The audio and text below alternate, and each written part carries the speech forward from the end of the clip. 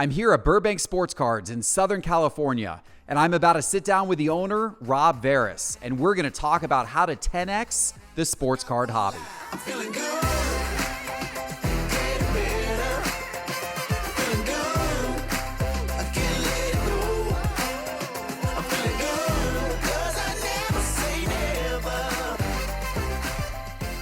All right, Rob, so we're talking about how to 10X the sports card hobby because this is the stated mission of Fanatics and Topps. They said they want to grow the hobby by 10X. Mm-hmm. You've been here on the front lines at Burbank for a long time. Yeah. You guys are one of the premier card shops in the world. Sure. Now you got one of the premier card shows in the world. Sure. So you must have the answers to this, Rob. You would assume I do. How do we 10X the hobby? I think you look behind me, you look in the fishbowl over there. It's hobby being the key word. Yeah. Fractionalized casinos aren't going to 10X the hobby. Yeah. The forward-facing part of this has to be a well-run hobby shop. Yeah. That caters to kids. Mom will be the key ingredient in us growing the category. And mom doesn't want to walk into a place that's built on gambling. Mm-hmm. It's simple as that. And they're putting too much stock. As it stands right now, the industry will not 10X. It can't. We need better hobby shops. We need more hobby shops. But we need hobby shops that are built on saying yes to as many questions as humanly possible. Clean, well-lit, organized, great staff, price points, liquidity, all these things that make for a great experience. So I think experiences are what's going to 10X, at least 3X the hobby in the short term, because once mom comes in with the kids and they have a positive experience, mom can spread the word faster than social media can. And when she talks to her friends, gets on social, get a couple more kids in the store, then it becomes viral. And I don't think that we have enough billboards in our industry that correctly show what kind of enjoyment they can get from cards, not just gambling, but putting their hands on cards and collecting cards. I think it's the greatest thing in the world. So let's set up the context for the viewers. So it is we're recording this on a Tuesday afternoon. It's just after lunchtime here. And you know, viewers probably get a sense. The store's crowded behind us. There's a room over here that's absolutely buzzing, full of people, packed with people. And this is a Tuesday afternoon. So It's not when you would expect a hobby shop to normally be busy. Most hobby shops are pretty quiet Tuesday afternoons, right? Yeah, they just keep coming. Yeah, but it's because we emphasize hobby. We emphasize collecting. Most of the stuff that we're doing right now isn't product coming off the wall. It's people putting their hands on cards, enjoying it, buying stuff that 5 years from now, they're still going to want to look at it. And I think that is the missed opportunity in this business. And I've had probably 25 people from Fanatics, from the top guy on down, come through here in the last 18 months. And each time they're in here, the place is busy. And each time they're in here, they talk about the experience, the destination, and the need for quality shops. And I think they're showing that now with how they're going to be judging shops going forward. And I do believe the more you can say yes to a consumer, the better off that you're going to be down the road, whether it's dealing with Fanatics or just your business in general. Yeah. I want to get back to that Fanatics thing in a minute, but you made an interesting comment when you were talking about what's going to 3X or 10X the hobby. One of the things you said is it's not going to be gambling. Right. It's going to be a really good experience for mom. Now, I assume when you say gambling, we're talking about breaking. We're talking about buying in and trying to chase that, triple logo man. And oftentimes spending a lot of money in the process to not get that great of a return. Right. I mean, if I lined all 30 people that are in here right now and did a break, how many of those people would walk out of here going, well, that was a great experience? Maybe 6? Yeah. And that's just in terms of monetary value. Monetary, or just getting what they want. Yeah. How many of them are going to walk out with a card that in 5 years they're going to be stoked to own? Yeah.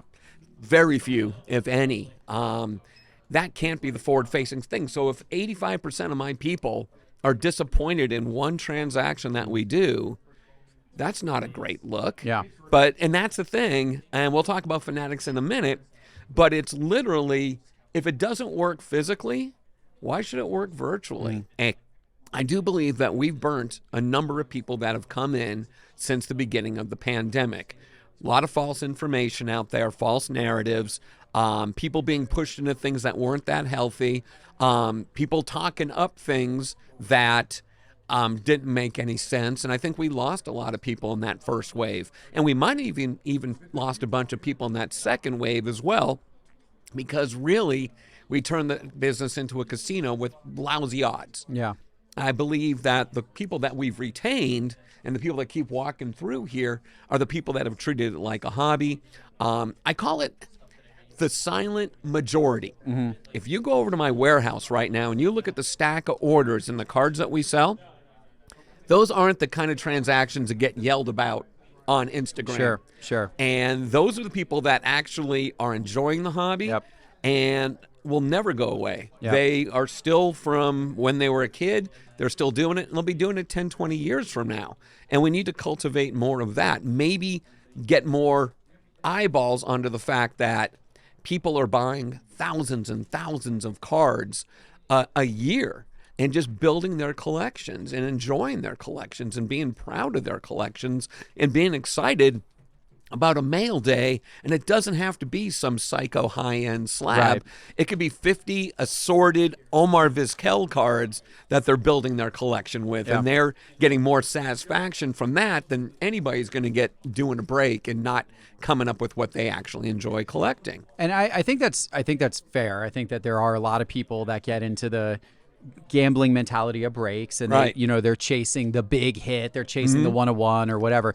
But on the other hand, every card that you're referring to does originate out of a box, right? Someone's got to open the Sure. boxes. If nobody opens the boxes, then nobody Right. gets. There's no cards to resell on the This is secondary true. market, right? This is totally true, but it's almost like someone drives the car off the showroom floor and there's that depreciation, and then there's someone with appreciation on the other end of the Right. stick because they only wanted the Paul Goldschmidts from that product.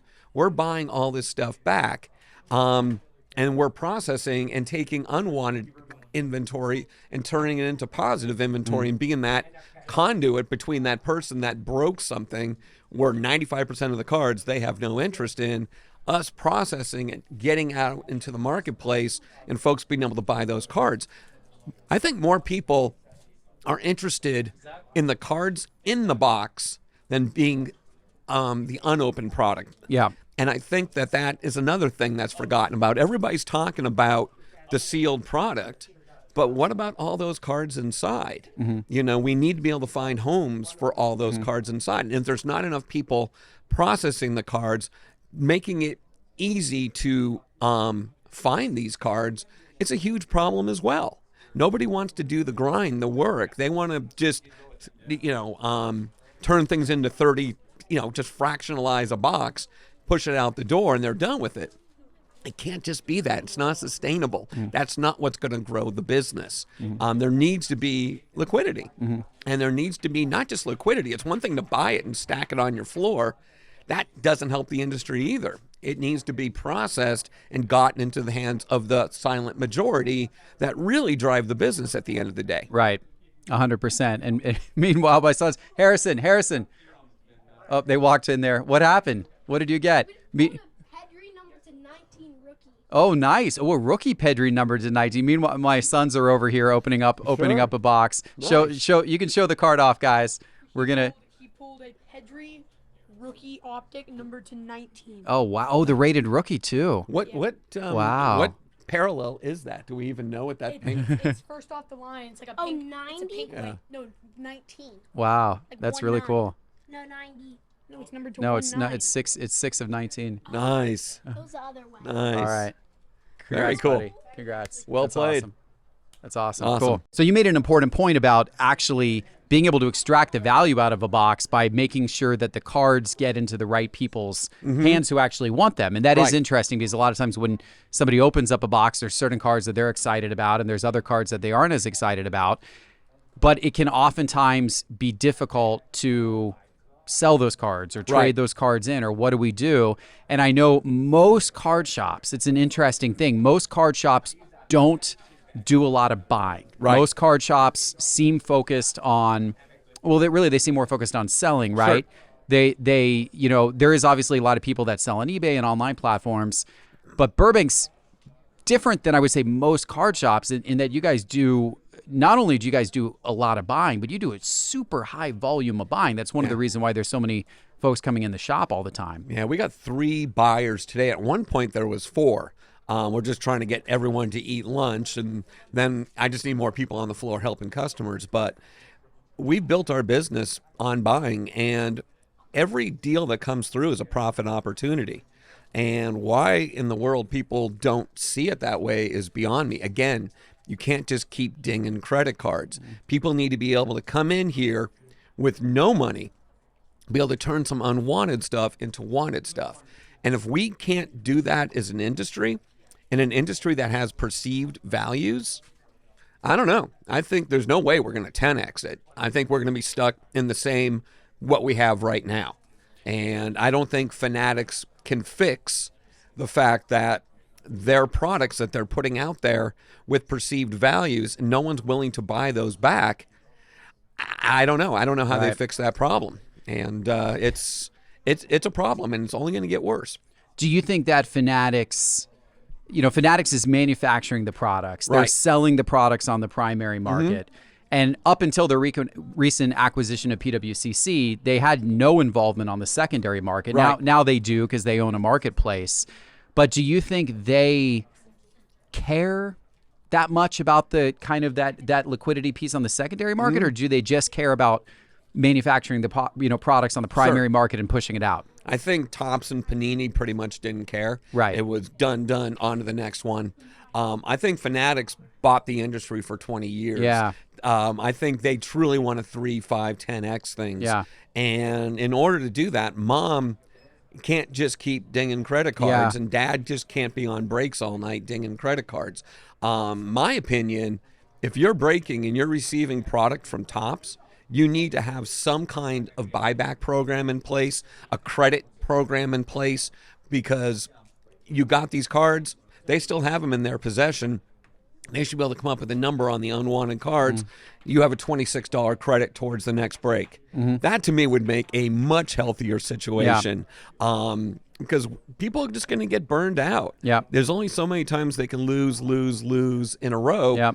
I don't know. If I was in charge and I was granting product, whether at the shop level, breaker level, whatever it happened to be, I would demand some kind of liquidity program in place. What they did with Topps Chrome, with the Goldschmidt and Judge, with the MVP buyback just program, changed everything. And I think they recognize that if we put our money where our mouth is and provided liquidity for these folks that can literally come in with no money, but they've got 8 Aaron Judges that they bought and have $160 to spend in a hobby shop. That changes everything. And I think we saw that in the excitement behind it. And we get that every single day with the customers that come through. Right? And they're going to do it again. Because they recognize it. They're going to do it this year. They recently announced it. Now, what's the interesting thing is this year, which I really like what they're doing. Last year, they announced it once the MVPs had already been solidified. This year, they've announced they're going to do a buyback program again for whoever the 2 MVPs are, but you don't know who the MVPs are yet. Which means you're going to hang on to your cards. We got half a season to go. So actually, that's pretty neat. It's going to be fun to watch the prices on the secondary market fluctuate of players' base cards. And we're talking about like base Chrome cards that, will get you a $20, credit at a hobby shop. So, as players, I think, get hot and their odds in the MVP race, if their likelihood of winning the MVP go up, you're going to watch their card prices go up. I think it's going to be really fascinating to watch. So I think they totally do recognize that. Again, and people are like, why does the market go like this on things? And I'm like, because there's no liquidity. And I think that is a big issue. And people want the cards to go back up like that. That means you need to be able to sell cards for over comps, because if everybody's only interested in paying what the last one sold for or less, that's a huge problem. That's always going to go down. And one of the things I think that's been so difficult about the industry over the last couple of years is we had that huge spike, that led us up to, early 2021 when things were going nuts. And of course, so in 2020 and 2021, everything was great. But then we've had, quite a drop off in the secondary market value of cards over the last couple of years. It became almost impossible for a long time, for much of 2021, for all of 2022, it became almost impossible to buy a card, even of a player who did unbelievably well, Right. then in the subsequent months, and sell that card back and make a profit, because the overall market forces were pushing the value of cards down. Right. That even the individual players that would go back up, they would then kind of get forced back down by the overall market prices. Sure.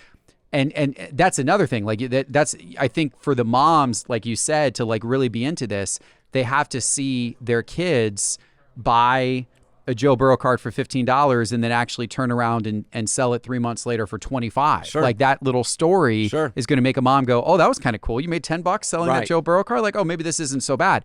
But if they're only breaking, they're not going to have that experience, because Right. they're always generally going to be paying more for the breaks and they're going to get back out. Mm-hmm. Or if they're always buying singles in a down market, Right. they're generally not going to have that experience. Hopefully, from a market standpoint, we're back to a point now of more stability. It has definitely been more stable this year. Sure. We've seen in our own data that we look at, we've seen more cards going back up this year than what we have seen the last couple of years. Right. And not all, and some cards are still, you still see cards on the high end of the market that haven't sold in a while that are now selling again and just continuing to drop in price every time. But it seems like there's more of a fighting chance now that if you pick the right cards and the right players, that you could have a card that actually kind of pushes back up in value. That's why I say the word hobby. Yeah. Because hobbyists don't care. Yeah. They just want the card. And again, you're looking in a room right there where folks are just going through cards. Dollar bins, a lot of $20 bins and that kind of thing. Yeah. All that kind of stuff. And I think if we really focus on hobby with these kids coming in, that's huge. Creating products that these kids can afford. Maybe some kind of bounty system on less expensive cards even. But we can't just focus on the financial all the time. The work that we do in selling cards at 60 cents, 99 cents, $2 is tremendous. And they're not huge profit opportunities, but we know once we get people in at those price points, eventually they're going to keep leveling up. And I think that everybody's always looking for the home run, the 4X on the product that comes out. That stuff wasn't sustainable. And unless we start to 3X and 5X this business, there's just too many cards being produced in so many cases that the existing amount of folks that are partaking can't consume it all. And there's just not enough Burbanks to consume it all either. I think it's a confidence problem. I think is the big issue in the industry is confidence. And we create confidence as an industry. We all need to get together and say, hey, look, we need to have some confidence in what we're doing. Maybe more people need to have more skin in the game to create the effort forth to be able to soak this stuff up, get it processed, get it into showcases, get it into value boxes. I think that's key. And I just don't think there's enough full-time, full skin in the game people that are professional retailers to do that right now. Yeah. Everybody's looking for the lowest hanging fruit, whatever's simple, whatever's easy. Difficult is what's going to bring this market back. Yeah. And I think that's what Burbank specializes in. That's fair. Maybe there's a bounty to be had on, kids building out like complete team sets, for example. Like you're really talking about encouraging the behavior of collecting. And so maybe there can be some incentive or reward around collecting behavior, right? So collecting behaviors, building out, acquiring a certain number of cards of your favorite player and different variations or different parallels, or acquiring the complete set of your local baseball team, right? That would be an interesting approach. I think that's what we need, especially at the Little League level. Talking to the big wigs at Fanatics, they have a laser focus at the kid level in organized sports. Yeah. And I think that's where it all begins, is getting those cards into the hands of those kids at that level, having them complete a mission with those cards, be able to take those cards to the local hobby shop. Look, we've completed this. Boom. We take it. We give that credit to those kids. Maybe it's on the shop to eat some of that. Maybe it's a 50-50 relationship that we could have with Fanatics. But I think that it needs to be grassroots and it needs to be based sub $10. Everything's focused way too much higher than that. Yeah. And we got to remember that most of these kids are on a pretty strict budget when they come in these stores. Yeah. Would you like to see the prices of wax drop? I mean, the prices have come down some recently, right? Oh, yeah. Compared to where they were. Do you think they need to come down further, but doesn't that also then eat into your profit as a card shop owner, because now you got to sell a lot more of it to get to the same revenue and profit levels? I think people got used to unsustainable profit margins. Yeah. There was a lot of artificial fluff between the manufacturer price and what we had to pay as retailers. Distributors got filthy rich during the pandemic. I think Topps getting rid of distributors and Fanatics is brilliant. I'm seeing prices, even though the prices have gone up direct, for the shops, we're still able to put it on the shelves for less money than we were before. Yeah. I personally do not want to see $300 boxes being sold for $800, because that's what burns people out. Yeah. Because the return on investment, it might have only $180 worth of cards in it, because it was built to be a $300 box. Yeah. And when you artificially manipulate these boxes, nobody wins. Yeah. And if you're looking for short-term profits, it just doesn't work in this industry. You need to be a long-term player, and I think that's exactly where Fanatics is coming at from. And, I've never looked to get rich quick in this business. It's just build something sustainable, take care of your customers, they'll come back, and rinse and repeat. And you'll make more money with smaller margins when you grow your customer base.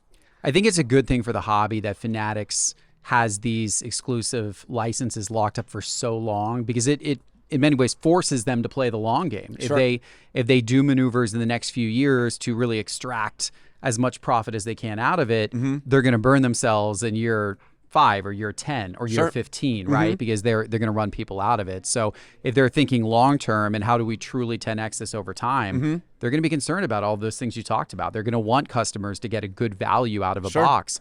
I was just at another card shop, and they were about half Pokemon and half sports cards. And one of the managers of that shop made the point. He's like, right now on a dollar for dollar basis, you get a much better value ripping a box of Pokemon than you do a box of sports cards. Sure. The secondary market value of what you could turn around and sell the cards for in Pokemon, you get more dollars per box on average. For sports cards, where it can be still a fairly big disparity, especially on the high end. If you're going for high end product, you're buying $1,000 box, and you could end up with a couple $100 worth of cards out of it. I think that's because kids collect Pokemon cards. Yeah.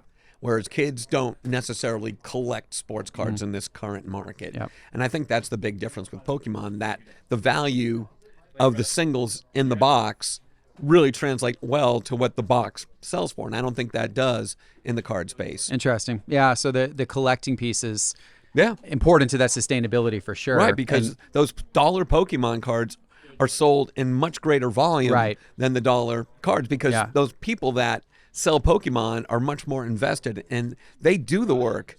And I don't think the people on the sports card side necessarily do the work with the singles. That's fair. And of course, Pokemon's got the game as well, so that that every helps card's in that usable. regard. Every card's usable. It gives every card more utility. They're not viewed as used lottery tickets like so many sports That's fair. cards are. But that's why I think maybe having incentives for building out the team sets and that kind of thing is interesting, because it actually gives some utility to the cards in a sense, right? If you can accomplish certain things, it's an interesting concept. So I want to turn attention to the recent changes with Fanatics and Topps. So it wasn't, very interesting. So Topps, there's been a bunch of discussion about this recently. Topps put out a new set of rules. They updated their terms and conditions. Expectations now upon card shops, and really limiting what they can do in some ways. Right. Saying, hey, if we're going to sell wax direct to you and you're buying on a card shop account, you can't be online breaking it. You can't be turning around and selling it out the back door to other dealers. You can't be putting it on DealerNet for other breakers to buy it.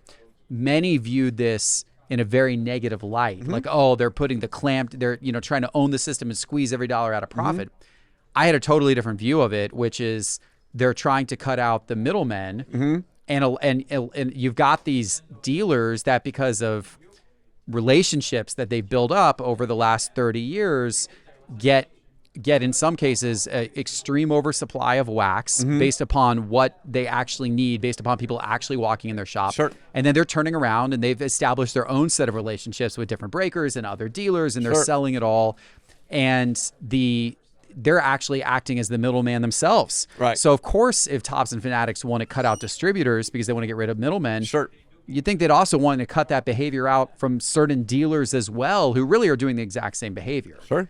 What was your thought on all of this? I felt like I wrote it. Okay. All right. So I felt like I wrote it. Okay. It just, everyone's like, this is going to kill the hobby shop. Yeah. And I'm like, this is what's going to save the hobby Yeah. shop, in my opinion.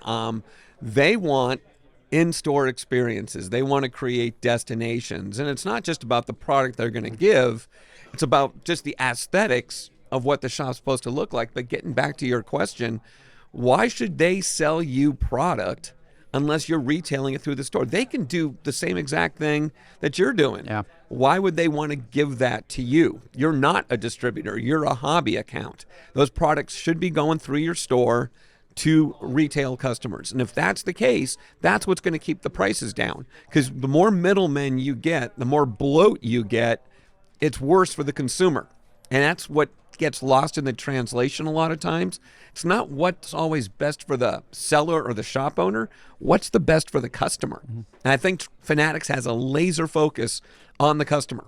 And I think that the industry doesn't always have that. Oh no, I'd say quite the opposite. I mean, some of the things the manufacturers have done in recent years, with the customer service and the quality control problems and redemptions that go on forever and never get redeemed. And there seems to be a lack of focus on the end customer. Right. That has increased in recent years as things have gotten busier and busier and busier and harder to keep up with. So yeah, if that is Fanatics' core focus, then I think that's going to be a very good thing in the long term. How do you 3X or 5X something that's a disappointment? Yeah. I think that they're looking at it, and they saying the same thing I did. Would you actually line 30 people up in your shop to have a case break? Yeah. No, because you don't want to look into the eyes of a disappointed customer. You need that virtual space between you and the customer. And is that good? Is that a positive outcome? And I think what they're looking to do is elevate hobby shops. And if they have to force the hand to do it, they're going to force the hand to do it. And, with us, I don't want to be at the mercy of a company that's dictating me how to run my business. I only worry about my four walls. Whatever happens outside, happens outside. I think too many people are reliant on being handed a living. And you're going to have to earn a living. And I think that long term, that's the way it should be. Basically, they're going to regulate this in a way that most other retail spaces are regulated as well. Yeah. And I think that's a positive thing. Yeah, it's really interesting. It's a change for sure, but it's a really interesting thing, and I think probably a good thing for the long-term sustainability of this. Everybody freaks about change. Yeah. And it's kind of human nature, but everything that I was on the Fanatics bandwagon. I was the tuba player going the wrong way in the marching band from the get-go on this entire thing. I think that Fanatics coming in with the marketing muscle that they have to turn sports fans into sports card collectors, be able to funnel those folks into hobby shops. But what they're doing is they're creating, and I preached this for 2 years, they need Fanatics authorized hobby shops. These are shops that meet the criteria that Fanatics has set forth, that they're willing to put the marketing muscle, the product behind these shops that can simply give the best retail experience possible. Yeah. And I think that instead of them having just to choose them out of a hat, they're sitting there and saying, okay, here's the 10 things. Go to town. You have a couple months. Yep. Figure it out. Create an experience that we can put our brand behind. Yeah, I love it. All right, well, I want to do another conversation with you to talk about the National and to talk about your Burbank card show. Sure. We're gonna save that for next week's video. But first, before we wrap this one, I want to ask you about a very viral special moment that happened in your shop not too long ago. Amazing. And tell us about this moment. So Mike Mahan, who, if you don't know, he's the CEO of Fanatics on the trading card side, and he comes in here regularly, and I get a text, Rob, I'm bringing someone special in the store on Sunday, and I normally have Sundays off, and I knew who the special guy was going to be. So I come down here, and of course it's Michael Rubin, and we spend about an hour and a half in this place, just showing him different things, store full of people, which I was really excited about. And he's walking the showroom floor, and there's a girl over there in the corner, and she's a big Devin Booker fan. Well, I've got a section down there that is Devin Booker cards, $1 a piece. There's maybe 200 different cards in there. And she comes in every Sunday, seemingly, going through the cards, pulling 15 cards out. And so he's walking the store, and he sees that she's got Devin Booker's on the counter that she's looking at. And she kind of notices him, and she's kind of like, what's going on? And he's on his phone, and, and Devin Booker is on the other end of that phone. And he literally pulled out a phone and changed someone's life. And all of a sudden, this 12-year-old girl is FaceTiming with Devin Booker.